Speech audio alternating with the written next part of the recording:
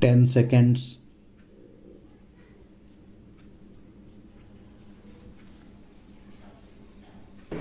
Sir, the Essential Commodities Act was passed 5 years ago, and when the minister yesterday came with an amending bill, we expected that he would give us a brief report on the working of this measure for the last few years. But unfortunately, we are kept in the dark in regard to the exact working of the Act and the nature of the difficulties the minister is facing. Sir, as far as I know, many of the provisions of this enactment have been observed more in violation by his agents at the state level.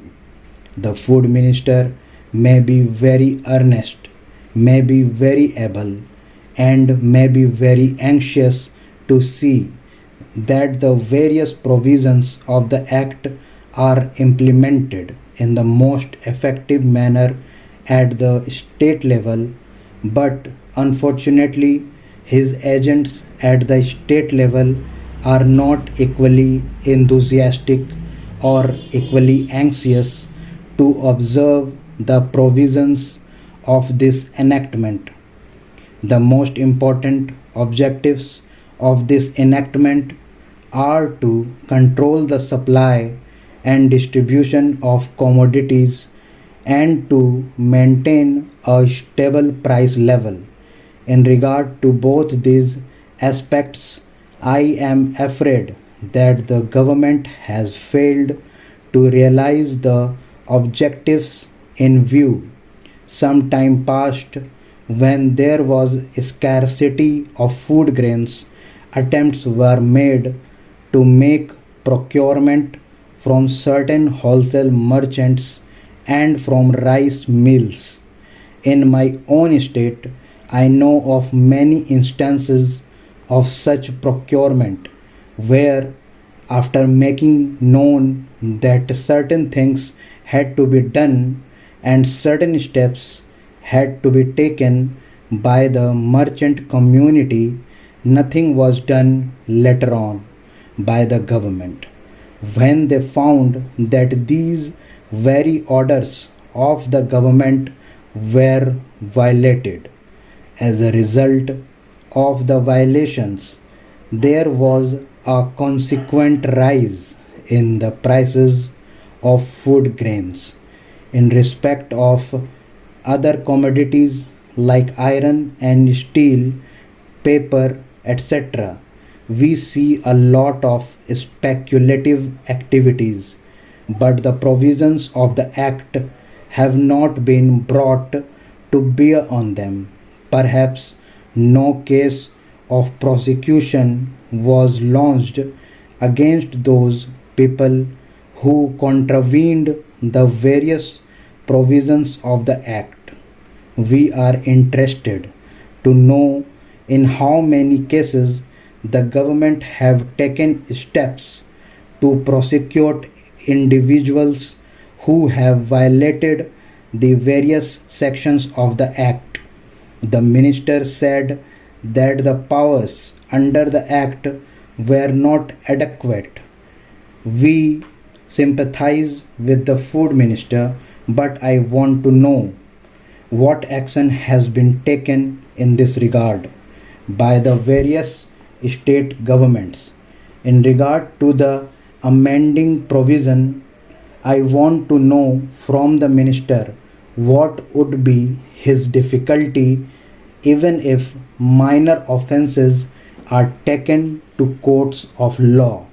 For instance, the Motor Vehicles Act deals with various offences, both major and minor, and various minor offences under the Act are taken to courts and people are prosecuted.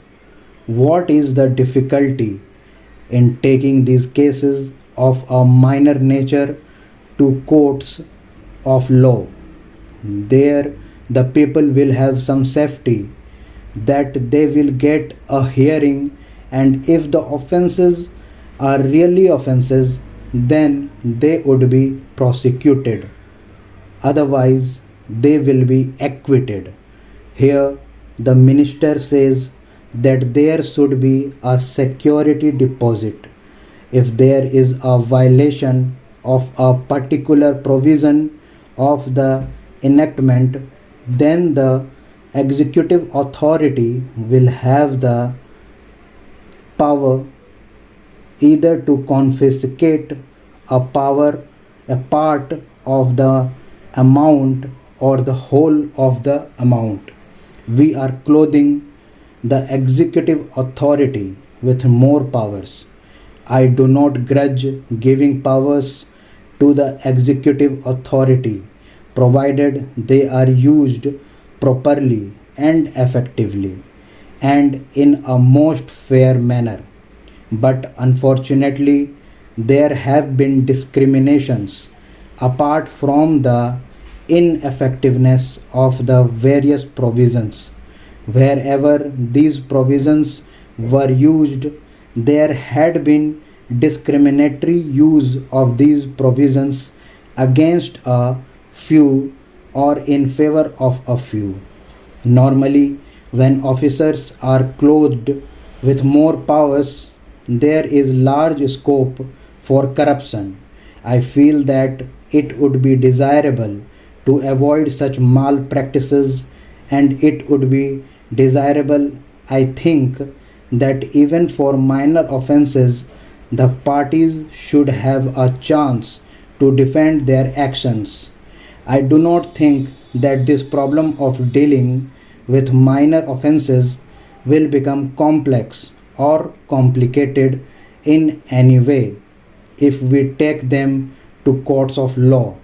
I want to reply from the minister in what way he is suffering from a handicap in dealing with minor offenses or offenses of technical nature. The honorable member made the point that even this thing was acceptable to the House. He did not know what amount would be demanded as security.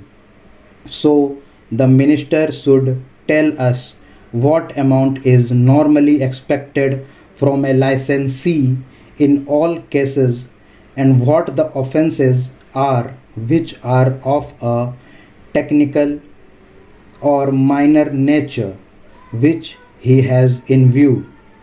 We are not told which are major offenses and which are minor offenses. Clarifications on those points are necessary. I wish that the act which came into effect long ago was implemented properly. I know that the minister here is very earnest in implementing it, but his colleagues at the state level and at the central level are disappointing him.